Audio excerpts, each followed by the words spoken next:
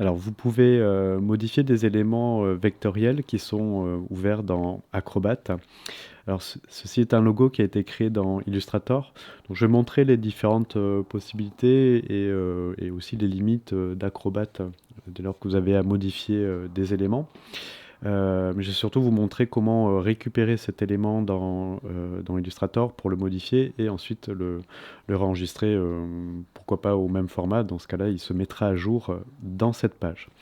Alors pour modifier un élément, vous accédez en général par modifier un fichier PDF. Donc ça, c'est la première entrée possible pour modifier des éléments. Donc Acrobat a reconnu qu'il s'agissait de formes bien distinctes ici, ce sont des formes vectorielles, mais les possibilités d'action sont quand même très limitées puisqu'on ne peut que changer l'échelle. Vous voyez, on retrouve nos éléments, on peut faire pivoter, on peut supprimer, etc., etc. Mais on n'a pas de grands moyens d'action sur ces formes-là.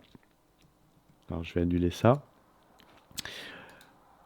Le texte peut arriver ou pas, ça dépend du fichier PDF, éditable ou non. Donc là, par chance, il est éditable, donc on peut écrire du texte ici, mais ce n'est pas toujours le cas.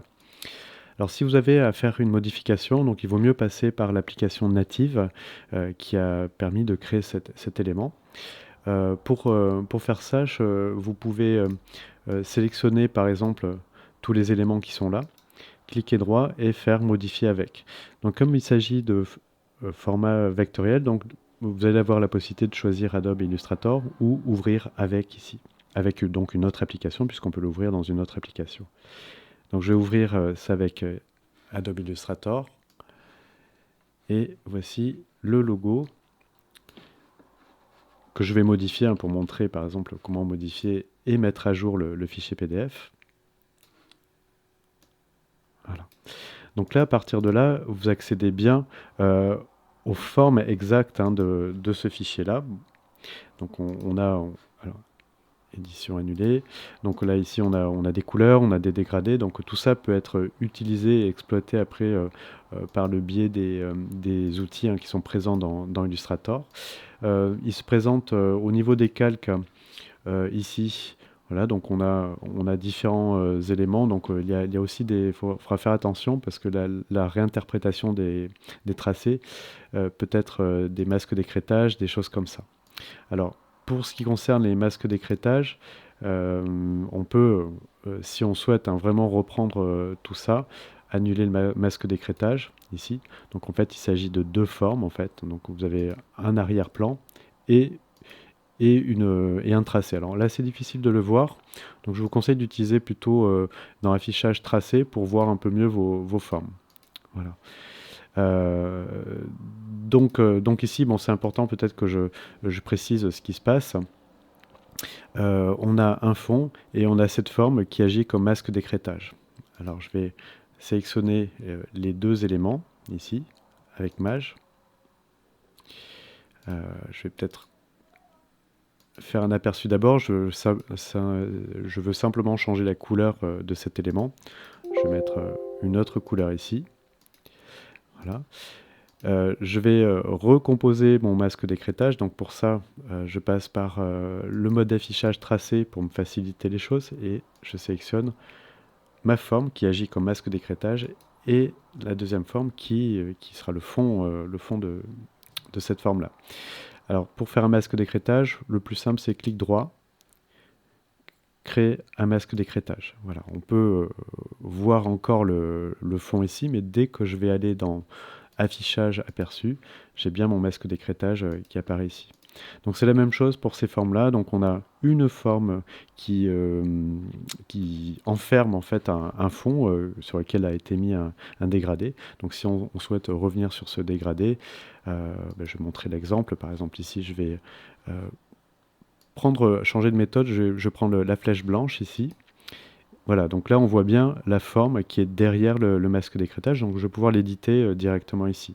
Alors je peux utiliser par exemple l'outil dégradé de couleur pour réagencer mon dégradé, voire lui amener une couleur supplémentaire ici. Par exemple, je vais mettre double-clic et accéder éventuellement à mon nuancier ou à la palette de couleurs ici. Voilà, je vais assombrir un peu cette partie-là. Voilà.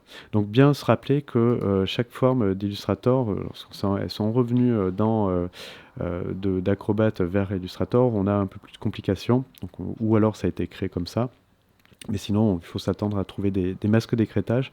Donc bien utiliser soit le mode affichage tracé, soit la flèche blanche pour pouvoir les éditer. Voilà.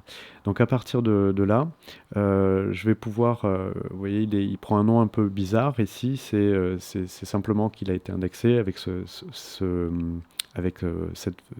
nom de fichier-là, de manière à ce que lorsque j'enregistre ceci, donc là je peux faire enregistrer sous, hein, si je souhaite complètement isoler et déconnecter ce fichier-là de mon fichier PDF, sinon je fais simplement enregistrer, auquel cas la mise à jour se fait sur Acrobat, sur mon PDF. Donc retenez que vous pouvez donc éditer des formes vectorielles sur Illustrator par le biais d'Acrobat en passant par la fonction modifier PDF et en sélectionnant une ou toutes les formes composant votre document. Une autre façon de faire aussi, c'est, donc je vous ai montré clic droit, mais vous pouvez aussi, vous voyez, sélectionner vos éléments et faire modifier avec, ce qui va vous permettre de choisir la même chose, en fait, Adobe Illustrator ou une autre application, si vous travaillez avec une autre application. Et vous retrouvez aussi ces fonctions par le biais des fonctions dédiées au pré-press, que vous allez trouver alors ici, pré-press. Alors si cet outil n'est pas accessible, vous pouvez aller dans Autre outil et taper dans le moteur de recherche pré-press. Vous le trouverez assez rapidement pour mettre un raccourci sur le panneau de droite ici. Bon, là il est installé, donc je n'ai pas besoin de le faire.